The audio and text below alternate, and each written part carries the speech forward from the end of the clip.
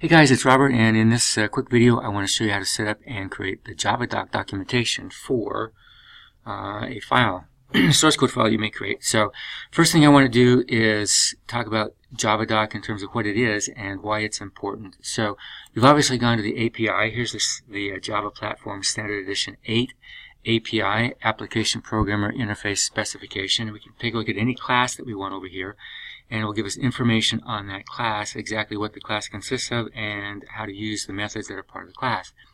This is the Standard Edition 8 API specification. For Standard Edition 10 that was just released just a few months ago, the documentation format is a little bit different, but you can still find the same information that's available whether we're looking at the Edition 8 or the Edition 10.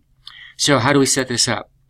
Well, the neat thing is that there is a special utility that comes with the JDK called javadoc, and it allows you to create documentation just like this for the classes that you create, so that the clients that use your classes will have the same opportunity to see how your class works that we see when we select a class from the Java APIs. How do we do this? Well, we've got a little exercise here that will show you how to do that. First thing that we want you to do is to download this time.java file. So I'm going to go ahead and just download it. And I'm going to stick it right here in my downloads folder. And make sure that it got there okay. Click save, that helps. And look at downloads, and there it is. Okay. Next thing that we want to do is we want to go ahead and launch Eclipse. And when we launch Eclipse, we want to create a project, import this time.java into that project, take a look at the specific javadoc formatted comments in that source code, and then create the javadoc documentation. So that's what we're going to try to do here. So as soon as Eclipse gets up and running, we'll show you how to go ahead and do that. Take just a minute here, and then we'll be rolling. Okay, so Eclipse is now running. Let's expand the screen here. And I'm going to close this project. I only want one project running at a time, so we'll close, I think we'll close this project. Here we go. Alright, so the first thing I want to do is to create a brand new project. So we'll come up here to say File, New, Java Project. And I'm just going to call it Time Class Javadoc Demo. Good. Finish. And there's our project folder right down here. Now in the source code folder, what I want to do is to create a new package. This is not necessary, but I want to go ahead and do this just so you can see what how we do that. So I'm going to say new and package. And in this for this package, I'm just going to call it lowercase time, not tune, time, and say finish. Okay, this is the package that I want to import the time.java file that we just downloaded. So I'll come down here to import. I'll go to the file system right here, click next, click browse. Then I want to go to my downloads folder right here. Now, when I click the downloads folder, it gives me all the folders that are subfolders, but it doesn't list the files. So all I'm trying to do is to click the folder into which I downloaded the time.java file. So I'm going to select my downloads folder, and right down here click select folder. Once I do that, then the files that are actually located here will appear, and there's the time.java file. So I'm going to click it and click finish. And when I do that, then the time.java file will be imported, and here it is right here in my time package. Now when I open this up, we're going to see right up here a little error that appears. Right here, when I click on it, it says declaration package does not match expected package time. So what we need to do is just add the package declaration time. So I'll just click this little prompt right here, click it, there we go, and now package time appears, and we're good to go. Now let's take a look at what's in this package, or rather in this time.java file. Notice that we've got some comments here, but they are unique to javadoc.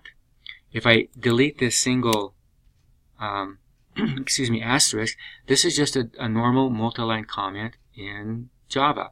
But when I add that additional asterisk there, this makes it a special javadoc recognized comment.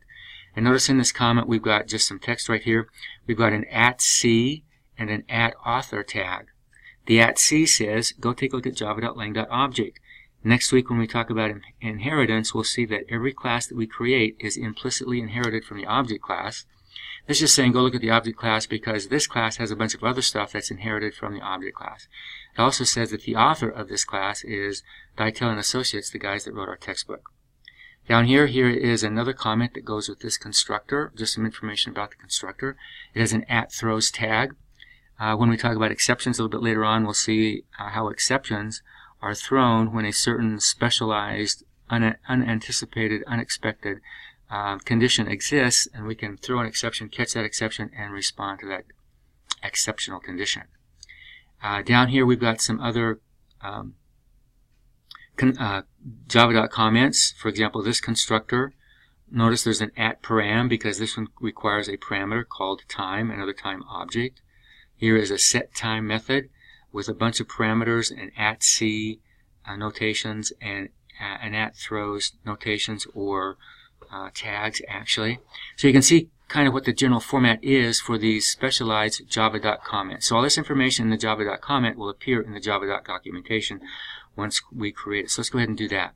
So what we want to do is make sure that our project is selected, come up here to the project menu option and click, there it is, generate javadoc. So when we click generate javadoc, there's a couple things in this little wizard that we need to pay attention to. This will probably be blank the first time that you do this. So what we do is we have to tell Eclipse where the javadoc command or the little utility that actually creates the javadoc is located. So let's go take a look and see where that's going to be on your system. I'm looking at a Windows system. You'll have to navigate through a Mac or Linux system and find where the JDK is downloaded. On a Windows system, we'll go take a look at the C drive, and it will be probably, more than likely, in fact it will be in this Programs folder. So let's open up the Programs folder, and yep, there's a folder called Java, and inside Java we've got a couple of different versions of the JDK installed here. Now we've got a couple of versions for 8, and we've got 10 right here as well.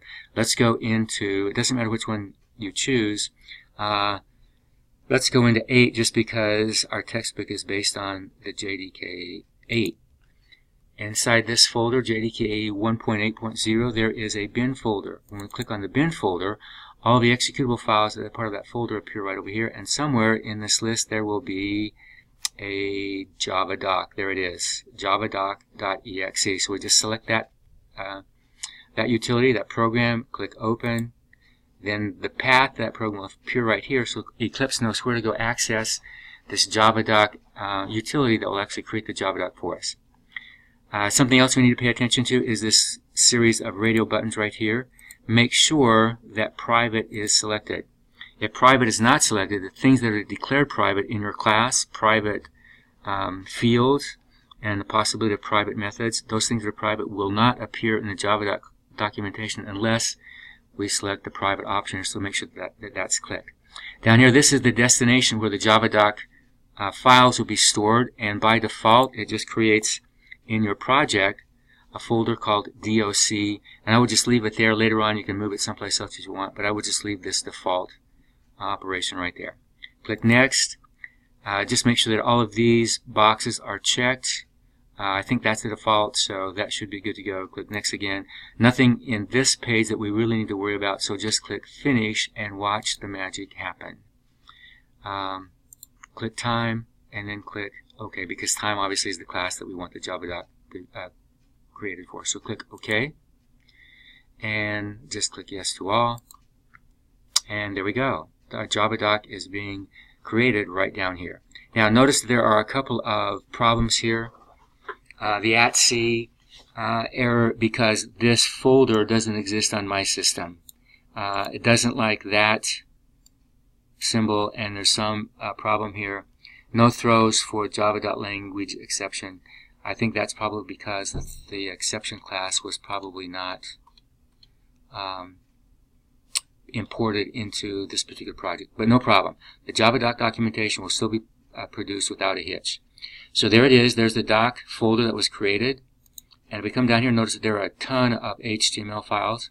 The one that actually displays the javadoc documentation is the index.html. So when we click this, there it is. There is our documentation, our javadoc documentation for the time class. Now, what I want to point out also is I want to show you how the comments in the documentation, or the documentation comments, the javadoc comments over in the source code, how they're related to what appears over here in the time class. So, take a look at the time class. Notice that right here there is this this class maintains time in a 24-hour format, and that appears right here.